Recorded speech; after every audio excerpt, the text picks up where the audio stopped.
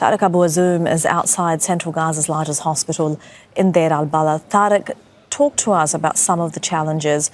It's not just about getting aid across the border into Israel, but also the difficulty of dispersing it across the Strip now.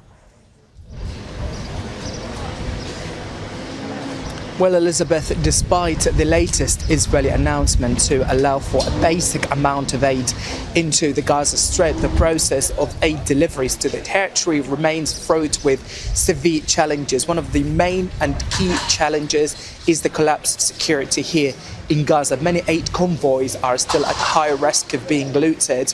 Yesterday, for example, a number of aid trucks made the journey into the Gaza Strip. Remains on the numbers remain very sketchy, but what we do know so far is that the Israeli military targeted a group of police members affiliated to Hamas's Ministry of Interior while they were securing the delivery of these aid trucks to the central areas of the Gaza Strip. As far as we know, that 6 Palestinian officers were killed in the strike and dozens of injuries also reported on the Passersby. It has been a very grim milestone that the collapse of security in Gaza has been a key factor that is threatening the distribution of aid supplies. And it's worth mentioning for our viewers that aid was only allocated to civilians in the central and the southern part of Gaza. It means that people in the north will be deprived from having any kind of access to life-saving supplies. And let me illustrate for you one of the key reasons why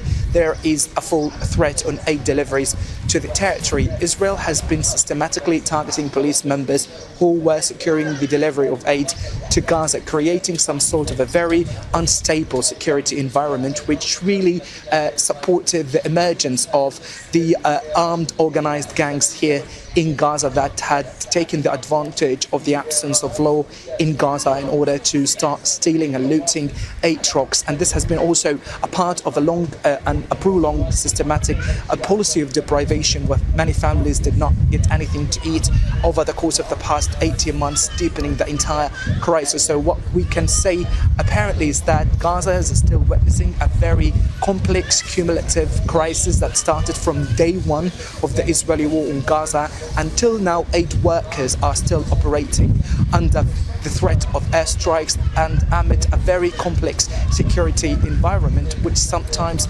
imposes significant risk for aid workers who are still operating and providing humanitarian relief operations in Gaza. So till now, we are still closely monitoring all these latest developments with relevant authorities, as they say that the situation in Gaza has reached a very unprecedented escalation. And what we can also know from UN agencies, they say that the amount of aid that was allowed into the Gaza Strip remains far short from 500 aid trucks required urgently every day to alleviate the crisis. All right, that is Tareq Azzoum joining us live from Deir el-Balah in central Gaza. Thank you very much, Tareq. Make sure to subscribe to our channel to get the latest news from Al Jazeera.